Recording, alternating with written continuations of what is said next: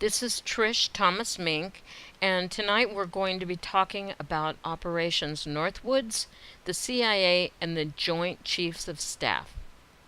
Now, during the Kennedy administration, the Joint Chiefs of Staff, led by Lyman L. Lemnitzer, considered the Bay of Pigs a military failure, and they lost faith in President John F. Kennedy.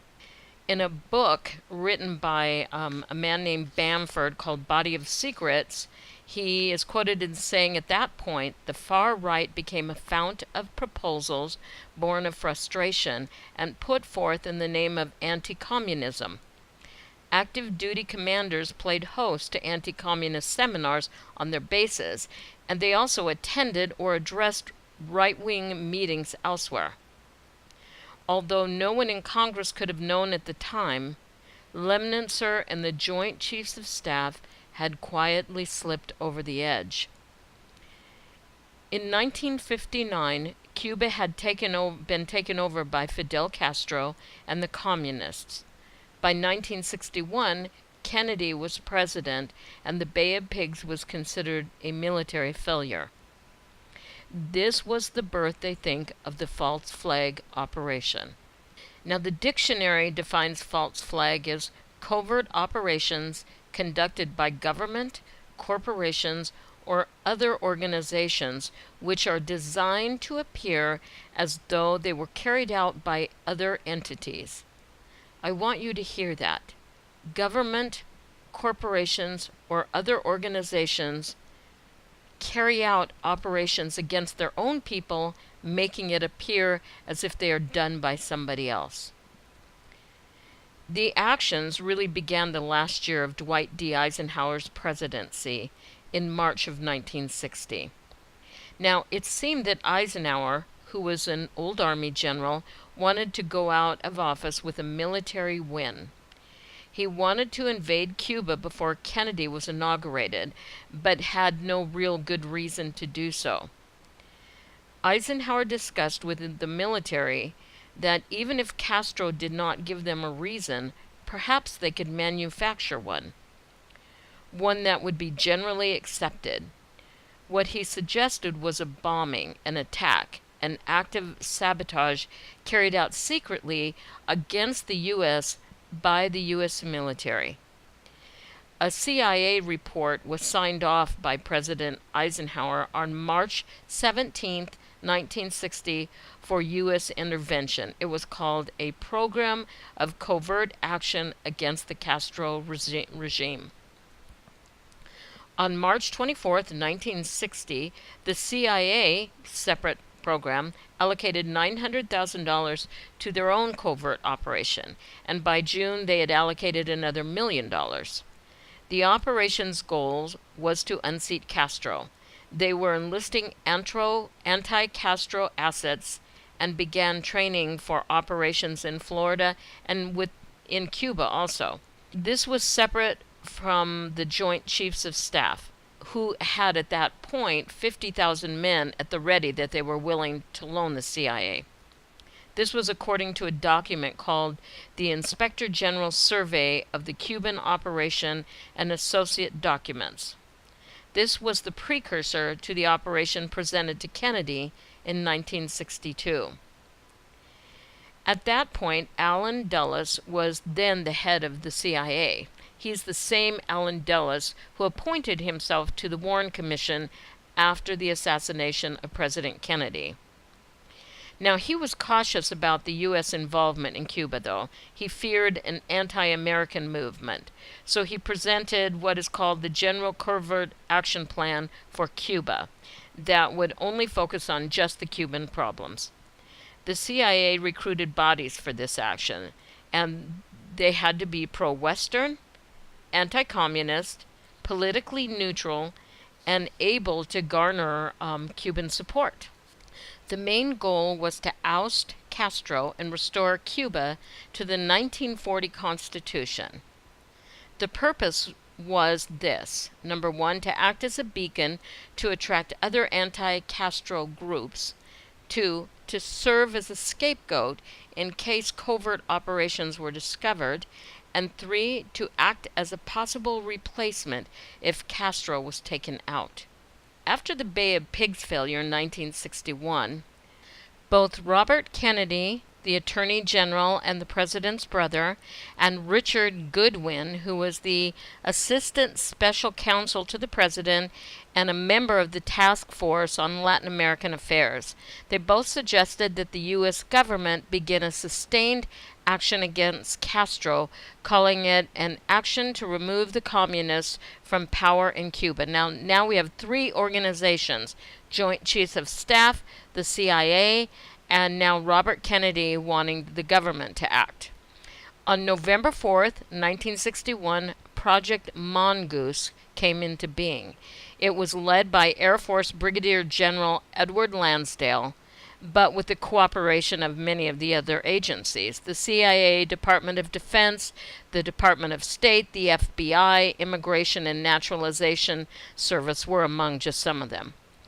Operation Mongoose wrapped up after a meeting on October 4th, 1962, where they outlined 4 objectives they needed to proceed in Cuba. 1, they needed more intelligence in Cuba, more CIA probes. 2, they needed more sabotage their agents were involved with. Number 3, they needed more restriction eased so the CIA could train their agents. And number 4, the CIA would do anything to get rid of Castro in Cuba. The Kennedy brothers seemed to go soft on Castro and the operation after that October meeting. This was the beginning of Operation Northwoods. It was at that time that the Joint Chiefs of Staff and the CIA on their own would use their influence to propagandize the American public to get them on board with military action against Castro. They would convince the public and the world into believing that Cuba was a threat to democracy and the American way of life, that they were part of the communist threat. The patriotic Americans would then not only support the military, but demand that they launch an offense against Castro.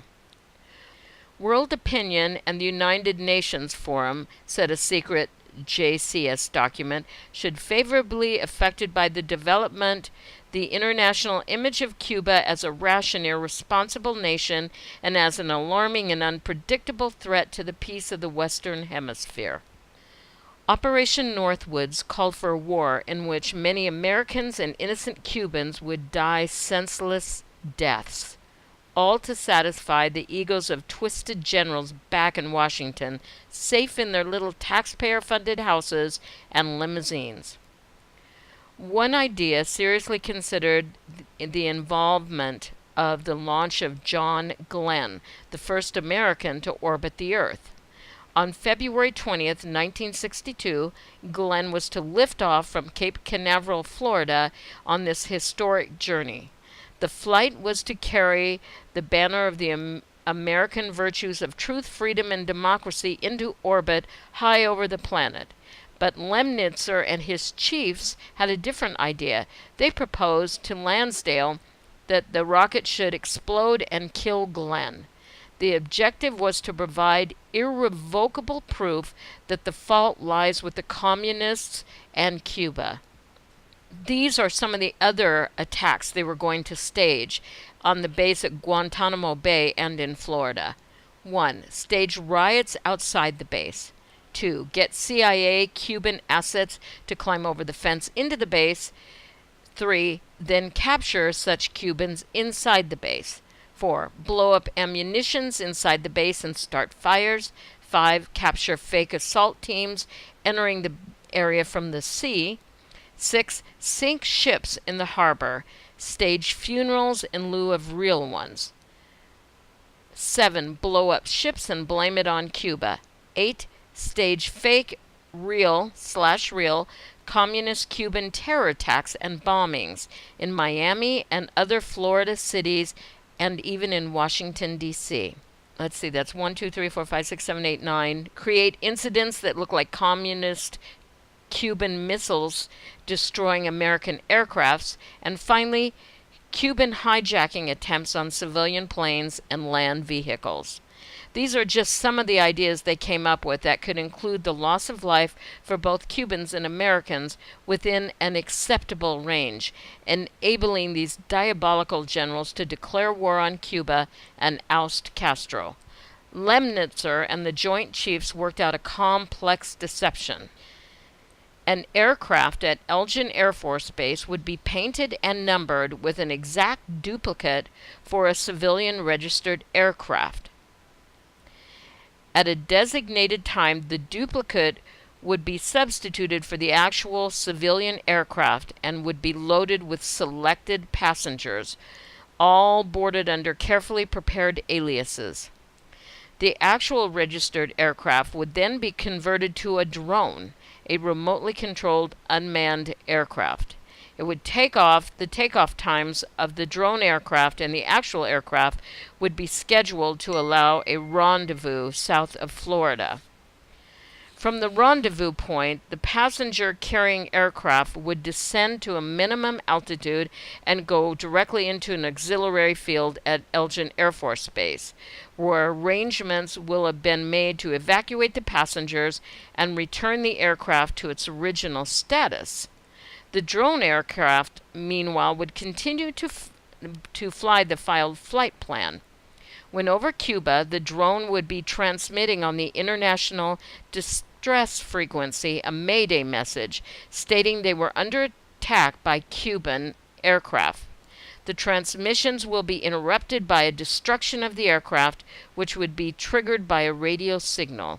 This would allow the International Civil Aviation Organization radio stations in all the Western Hemisphere to tell the U.S. what had happened to the aircraft instead of the U.S. trying to sell the incident.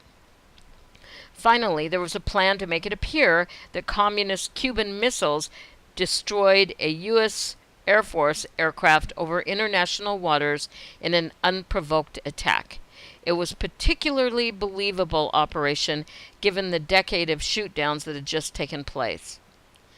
In the final sentence of his letter to Secretary McNamara recommending the operations, Lemnitzer made a grab for even more power, asking for the Joint Chiefs of Staff to be placed in charge of carrying out Operation Northwoods and the invasion. It is recommended, he wrote, that this responsibility for both overt and covert military operations be assigned to the Joint Chiefs of Staff. The Joint Chiefs then met with President Kennedy and Secretary Robert McNamara on March 16, 1962. The plans were immediately shut down as Kennedy said there was never going to be an operation or military force in Cuba. Lemnitzer attempted for a time to continue it behind Kennedy's back with Secretary Robert McNamara. McNamara became increasingly untrusting of Lemnitzer, and the plans never became reality. Kennedy then removed Lemnitzer from office, though he seemed to turn up in January 1963 as the Supreme Allied Commander of NATO. In November 1963, President John F. Kennedy was assassinated, and Operation Northwoods documents buried or were destroyed. Many believe since that time that the Gulf of Tonkin battle in 1964 that began the Vietnam War was started by a staged aggressive act by the U.S. Still others believe that the attack on 9/11, 2001, the World Trade Center, and the U.S. Pentagon were staged acts leading us into war in the Middle East. After going through these documents and reading all of this, I can see exactly how they came to those conclusions.